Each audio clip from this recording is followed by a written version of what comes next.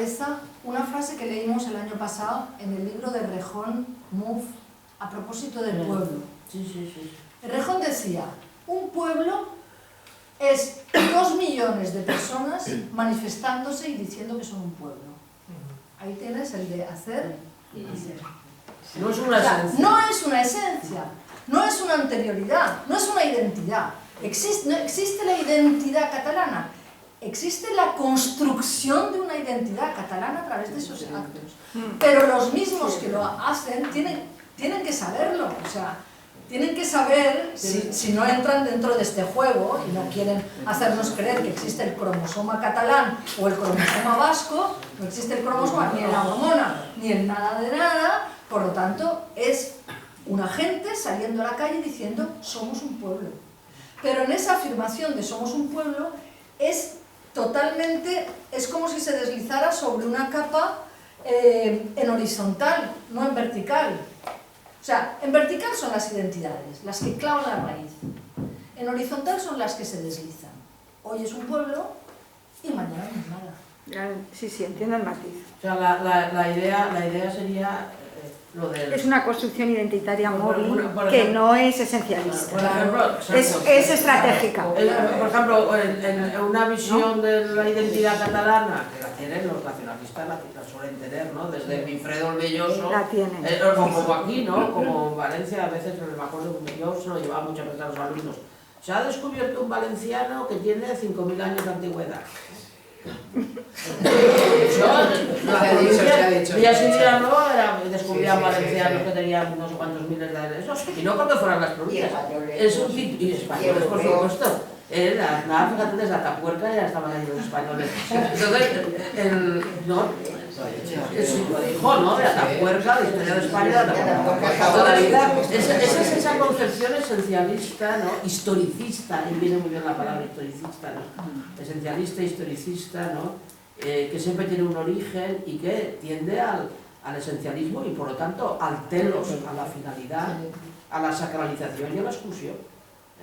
Entonces, este modelo identitario, claro, es como en Butler, ella lo dice, claro que hay sexo, es que ella dice que el sexo no está, pero claro, hay sexo y hay anatomía y hay cuerpos sexuados, ¿no? Y hay identidades, claro que las hay identidades, lo que pasa es que ese concepto de identidad tiene también bastante que ver con una especie de ir del ideal, digamos, del imaginario, porque la identidad también es un horizonte imaginario, es lo que una quiere ser, o donde una quiere reconocerse. Entonces siempre se va de un cierto horizonte de la ilusión, ¿no? del imaginario, etcétera, a lo que se es, ¿no? Entonces ahí hay un ir y un venir, y entonces ese ir y ese venir yo creo que es fundamental para... Es decir, que al otro día, en este fin de semana que está en un seminario loco ahí en la faz del PIS sobre la transición, no sé qué, pues el Galtung el señor que lo llevaba y tal, ¿no? Que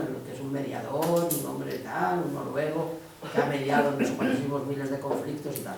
Pues verdaderamente, él decía, claro, hablaba de Estados Unidos, decía, es que una democracia tiene que tener identidades, tiene que tener un contenido. Él decía, tiene que tener un contenido populista, eso no era de Podemos, te digo, un señor que tiene 85 años, pero dice, es que tiene que tenerlo, dice, porque si no, esas democracias que tenemos ahora, que son cada 8 años, que nos dan, o cada 4 años nos dan la oportunidad de votar durante 8 horas, dice, ese modelo de participación que tenemos que agradecer que durante cada 4 años, durante 8 horas nos dejan participar, dice, esa democracia desaparecerá, está desapareciendo. La realidad así lo está. Entonces, claro que tienes que jugar con identidades, pero son otras identidades. No, es que era la misma pregunta que había hecho ella, aunque yo lo enlazaba con cómo ese nosotros político, si no se contraponía con ese vivir sin nombre, o sea, pero en realidad estaba en el mismo núcleo la pregunta que ella. Aquí en el texto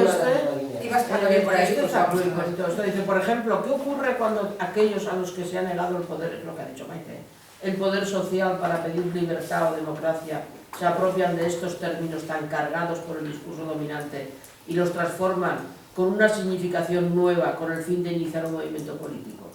Si el performativo debe implicar un reconocimiento colectivo para funcionar, debe implicar solo aquellas formas de reconocimiento que ya están institucionalizadas, o puede también implicar una perspectiva crítica de las instituciones existentes. O sea, ¿cuál es el poder performativo de reclamar estos términos? Justicia, democracia, que han sido articulados para excluir a aquellos que ahora reclaman precisamente el uso de esos términos. ¿Cuál es el poder performativo de pedir la libertad y el final del racismo, precisamente cuando aquel que, o el nosotros que lo reclama, ha sido radicalmente deslegitimado para hacer tal reclamación, cuando nosotros que hace esa petición reterritorializa el término respecto de su ejercicio dentro del discurso dominante, precisamente para oponerse a los efectos de la marginalización de ese grupo, ¿no? Entonces, está planteando un territorio político. Pero... Y muy en complicidad con la CLAO, muy en complicidad con la CLAO. Pero esa rebeldía política, ¿qué es? Ah, perdón.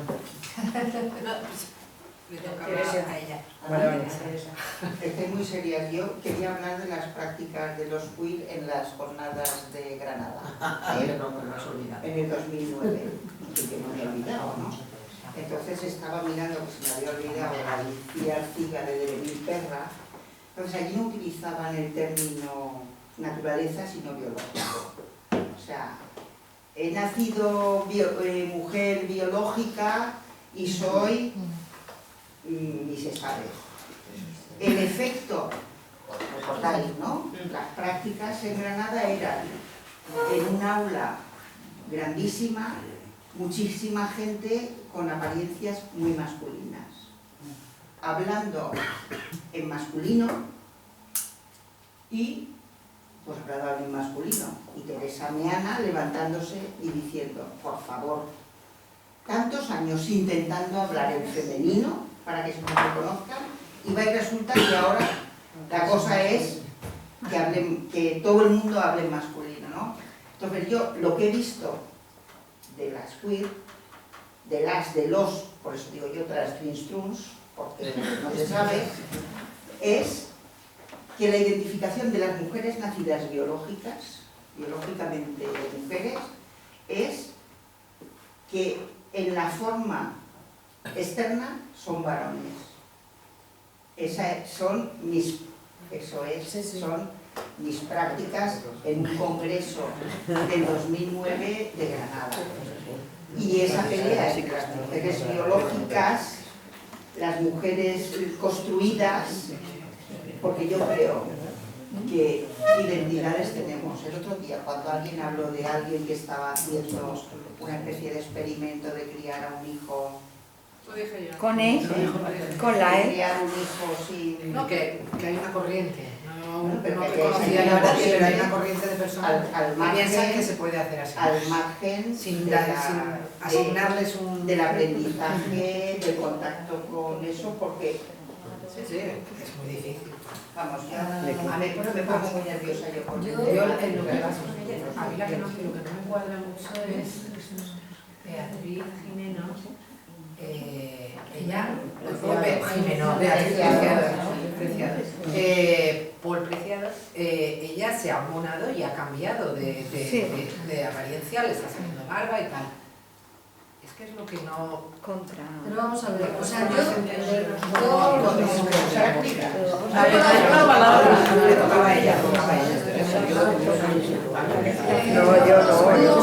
conozco a algunas personas queer cercanas y puedo decir, primero, que algunas de ellas no puedo decir a día de hoy si son chicos o chicas. Entre otras cosas porque hay una cosa que tiene que quedar clara, y es que es cierto que cuando una mujer no adopta estéticamente los rasgos de una mujer, es muy fácil que acabe desdibujada su feminidad. Es decir, está mucho más marcada, creo yo. Sobre todo si reivindicas. No. Lo digo, por ejemplo, el maquillaje, o el no sé qué, no sé cuántos. Es decir, automáticamente. ¿Qué nos pasa, por ejemplo, a las mujeres mayores a partir de una cierta edad? Que tenemos un momento en el que no se sabe si somos señores o señoras. Hay muchos que no se sabe. ¿Por qué? Porque hay un... Entonces, cuidado, porque yo, desde luego, los queer, porque no sé si tengo que decir femenino o masculino, son personas muy raras. O sea, muy raras. Son personas que tú no acabas de colocar y que además hacen de sus relaciones algo muy diferente. O sea, lo hacen en la vida, no actúan, no construyen las relaciones alrededor de ellos o ellas de la misma manera. Algunos han pasado, porque además no está reñido con después tener una sexualidad más hacia las mujeres o más hacia los hombres, o como dice la propia Butler, no tener ninguna. O sea, no está reñido con todo eso. Pero al final lo que te encuentras son personas en las que te das cuenta que si tú vas allí y dices, ay, pero ¿eso qué es? ¿No? Ni chicha ni limonada, pues quedas como que en ese momento has introducido un elemento que no estaba en la mesa, que no estaba en lo que se estaba hablando. O sea, tú tendrías que incorporarte a esa mesa, en mi caso, hablando con esa gente y que te interesara esa gente por lo que es, cada cual, por lo que se muestra, Maite. por lo que hace. Es que lo que es contrario a lo de las prácticas. Y lo que yo te digo, fueron las prácticas reivindicadas de es que no nos habéis dejado entrar a los hombres. Pero a lo mejor eso es una versión que se castiza de los queer, porque yo, queer, quiero decir, he visto chicos, conozco uno que es chico, casado con una chica, y él se considera y es queer. Y en su sexualidad está claramente en eso. ¿Pero por qué? Pues porque tú lo notas, o sea, notas que en su manera de plantearse las cosas, o lo quiere ser, porque aquí también hay, digamos, en la medida en que se quiere salir de los marcos identitarios, hay una voluntad de querer salir del marco identitario. Entonces, por parte de los queers, hay una militancia de querer salir del marco identitario. Después conozco otro que era chico, operado, supongo que hormonado, con alguna apariencia de chica, que sin embargo se relaciona con chicas. ¿Qué es? Es una cosa, además, su estructura es rara, o sea, no tiene un cuerpo estabilizado, ¿no sabes? No, yo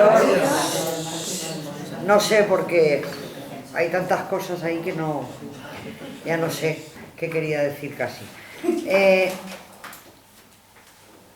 Vuelvo a la rebeldía política esa, vuelvo a que si tenemos que ese anticipar esos actos que se están esperando, esos receptores, tiene que haber un discurso. Igual no hay un grupo identitario, pero tiene que haber un discurso que se esté oponiendo a otros discursos para que esos receptores estén esperando esa rebeldía política. Pero a lo mejor no es anterior a un gesto. En el caso de Rosa Parks, a lo mejor no era anterior a un gesto. A lo mejor había elementos, quiero decir, un discurso tal cual. Sí, había todo un discurso. Bueno, tiene que haber un malestar. Llámale Ese malestar, llámale discurso, llámale malestar. No, es que le quiero llamar discurso. Vale, pues Para generar problemas. Estaba todo el marco de la lucha por los Le quiero llamar discurso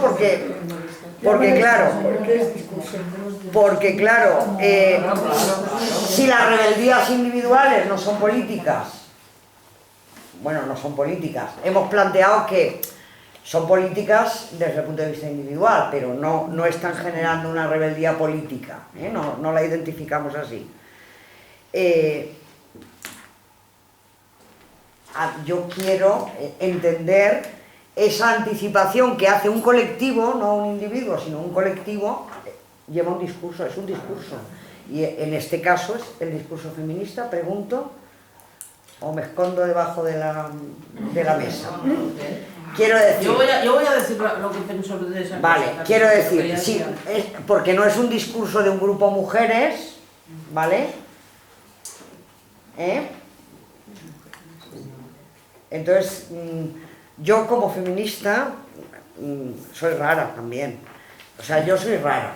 Quiero decir, yo estoy en la otredad siempre, identificándome con minorías que se sienten oprimidas, siempre. O sea, mi feminismo no es esencialista.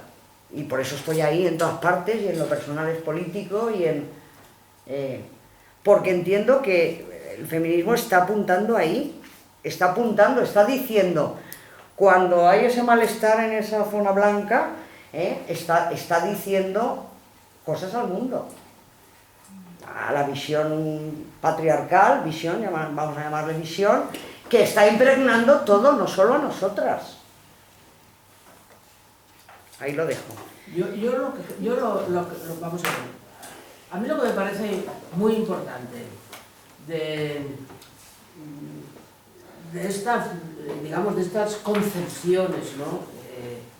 Discursivas, interpretativas, performativas en su conjunto, ¿no? En este caso de Butler, pero también de otro conjunto, ¿no? De autores que han ido incidiendo, que están incidiendo de manera definitiva en la manera de plantearse la lucha política actual. Es que abren la posibilidad de crítica total, o sea, desencasilla. O sea, tú aquí ya no puedes entender el género como lo entendías antes, ni el sujeto político mujeres, como no puedes entender la lucha política como la entendíamos antes, en términos de clase, de determinismo, etc. Entonces, esto para mí abre un juego, un juego muy importante, lo cambia, lo sitúa en otro terreno, por así decirlo, de mucha mayor libertad, es otra vuelta de tuerca. O sea, es otra, si quieres, es un poco, para mí es una, vamos a llamarlo posmodernidad. A mí la palabra post en estos días ya me fastidia, pero bueno, vamos a llamarlo otro espacio, ¿no? Donde muchas otras cosas pueden ser pensadas y son posibles, ¿no?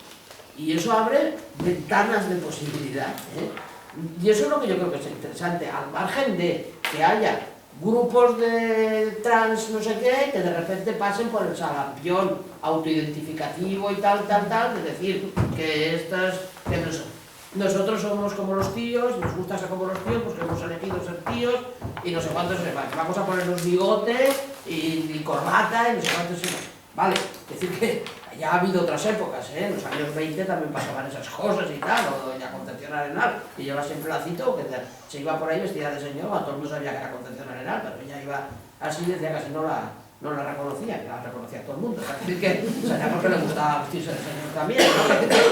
Que bueno, que travestismo, etcétera, o Samsung, no sé qué, no, pero que abre una posibilidad real y plantea un territorio nuevo, ¿no? de lucha por nuevas identidades, por otra manera de concebir la identidad, por otra manera de entender el género, por romper esquemas binarios, y yo creo que, y también por construir nuevas cadenas de equivalencia, voy a retomar las expresiones del año pasado, para la lucha política.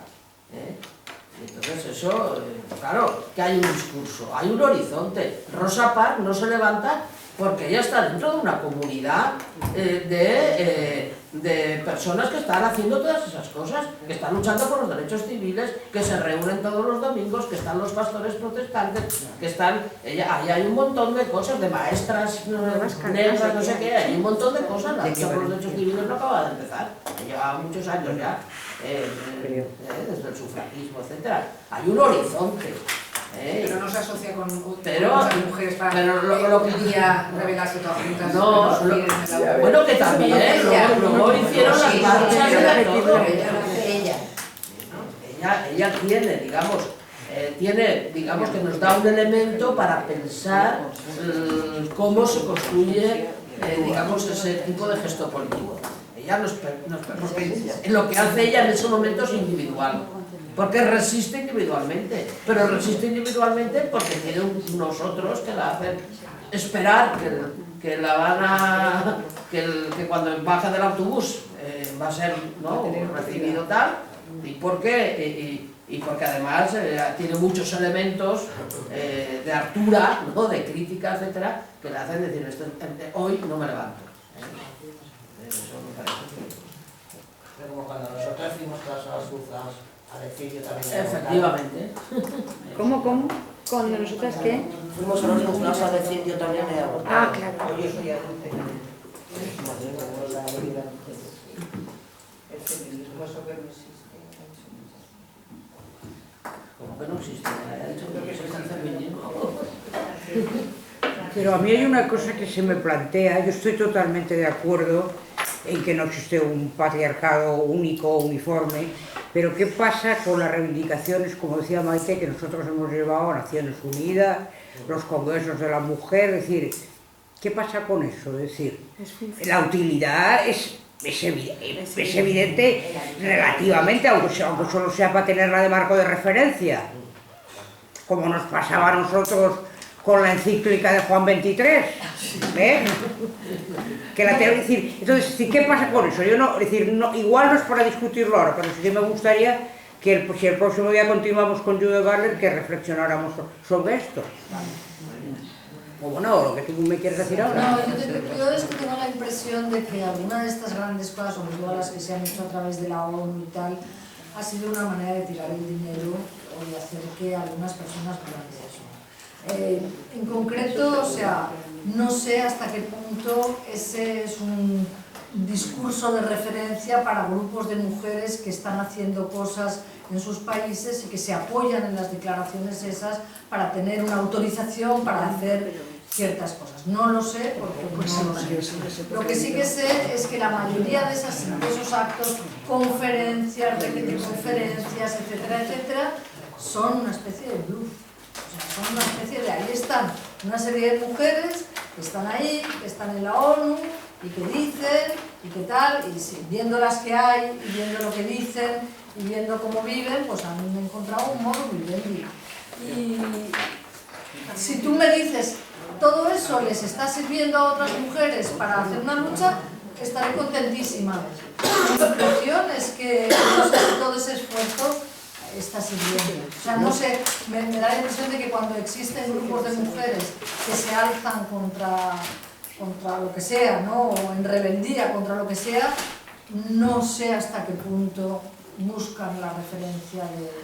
No, pero si para mí la pregunta no es tanto decir que todos conocemos gente del tercer mundo que vive de eso. Es decir, todos los conocemos.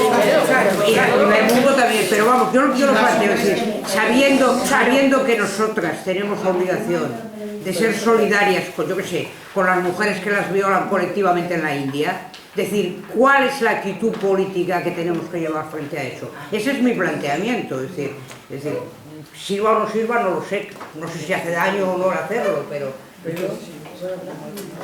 Tocaba Lola ahora. Quedan 2 minutos. Quedan 2 minutos. Lola Ceres y Lola Osierer. Lo voy a hacer muy cortito, muy cortito. Yo he estado todos estos días, 10 días anteriores en el Festival de Cine y Derechos Humanos y todo lo que he visto son ejemplos de lo que aquí estamos hablando, de personas o colectivos que disputan la normalidad y que disputan la ley y el orden y el poder y que se instituyen de autoridad con sus actos. Desde mujeres latinoamericanas, que esto fue impresionante, mujeres en Colombia construyendo espacios después de la situación de, bueno, después y todavía están en la situación de guerra interna, que mujeres muy diversas, desde ángulos muy distintos y haciendo cosas contra lo que está instituido, aceptado y normativizado, ¿no? Para mí eso es el lugar de la resistencia, ya lo tienen muy claro. Le dan el nombre que le den, o le dan pocos nombres, porque tampoco se preocupan demasiado en darle muchos nombres. Eso sí, todas hablaban del patriarcado y de derechos de las mujeres. Pero luego, el tema del metro aquí fue lo mismo, es que fue otro de los grandes documentales. De repente se disputa al poder su parcela y el poder no se lo podían imaginar que alguien, Beatriz Garrote, no se ha nombrado a sí misma como líder, como tal, actúa como líder, ella y todo el colectivo, y han puesto en la picota al gobierno valenciano, ¿no? O el chaval de otro de los documentales, un chaval sueco, que esto es curioso, un chico que quiere ser normal, disputando la normalidad. O sea, nacen dos niños gemelos, dos niñas, y uno de ellos decide que no es Isa, sino es Sam. Pero desde pequeñito, desde que tenía 3 años. Que mamá, yo quiero ropa guay de chico y quiero que me cortes el pelo. Y no le quiere dar nombre. Y cuando pasa por todo el proceso de operaciones, no ha tenido problemas sociales apenas, porque Suecia es una sociedad mucho más abierta, y su familia, la actitud fue inmejorable. El chico, todo su problema estaba en que le querían poner etiquetas todo el mundo, que si eres gay, que si eres trans, que si eres tal, y él decía, no, yo soy un chico, quiero ser normal. Y todo su problema era con la lucha con la biología. Que yo creo que la cantidad de espacios de resistencia y de formas de oponer resistencia y de disputar el lugar del poder es muy diversa, y es desde posicionamientos teóricos muy finos, como puede ser el de esa mujer, o de otras personas que pasan de tanta teoría y lo que hacen es ponerse a actuar y a reivindicar y a plasmar en actos lo que para esas personas es luchar por lo que quieren ser, que no tiene nada que ver con lo que les han ser, sea en el tema del género, sea en el tema de la clase social, de la raza, porque ha aparecido en este festival, ha aparecido prácticamente todas las contradicciones sociales, ¿no? Y a mí eso es lo que me da vidilla, me da marcha, ¿no? Pensar que hay tantísimas personas y colectivos y tal disputando la normalidad y intentando cargársela. El próximo día. Ah, vale. El próximo día. Claro, Porque ya nos hemos pasado. Claro, simplemente lo de la ONU. Yo he asistido a Nairobi, a Beijing y a muchos congresos de mujeres de negro. En India, el último hace un año, hace año y medio. Hay que distinguir entre gubernamentales, que son las que viven de eso y las que se pagan los viajes, y las no gubernamentales, que nos pagamos los viajes nosotros. O pagan viajes a gente que no puede, de la India o de Senegal o de tal. Pero a mí lo que me ha servido es para ver la universalidad del patriarcado en sus diferentes y múltiples formas, y te da una visión desde luego de la tierra, no solamente de las mujeres, porque por ejemplo en la India pusieron una cosa magnífica, porque estaba muy bien organizado, Mujeres de Negro, con vídeos, por ejemplo, de Latinoamérica, de lo que pasa con el agua, de lo que pasa con la economía, de lo que pasa con los productos de la tierra, con las simientes, con todo. De tal manera que te daba una idea del planeta, de que éramos un trocito así del planeta y que todo respondía a unos intereses, tanto la economía como el agua como tal, que no sé cómo llamarlo, se puede llamar capitalismo, patriarcado, no sé qué, pero te da una visión global de unión con otras personas que a lo mejor no entiendes la lengua, pero te abrazas, te miras y dices, es que es lo mismo, eso que has contado y me han traducido de lo que yo he contado con otras formas. Creo que, y se han hecho solamente 2 y no sé por qué no se ha hecho la tercera, que en principio era cada 10 años y ya no se ha vuelto a hacer. Y no es por falta de dinero, pero es por algo. Por incomodidad. No por comodidad, sino porque se extienden las luchas, y se extiende la luz y se extiende otra ideología y otra manera de pensar, otra manera no identitaria además, porque ves lo rico de eso y te atreves a hacer actos. Estamos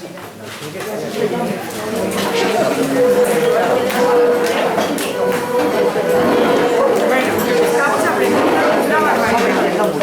Ay, se me ha ido una cosa. Pero claro.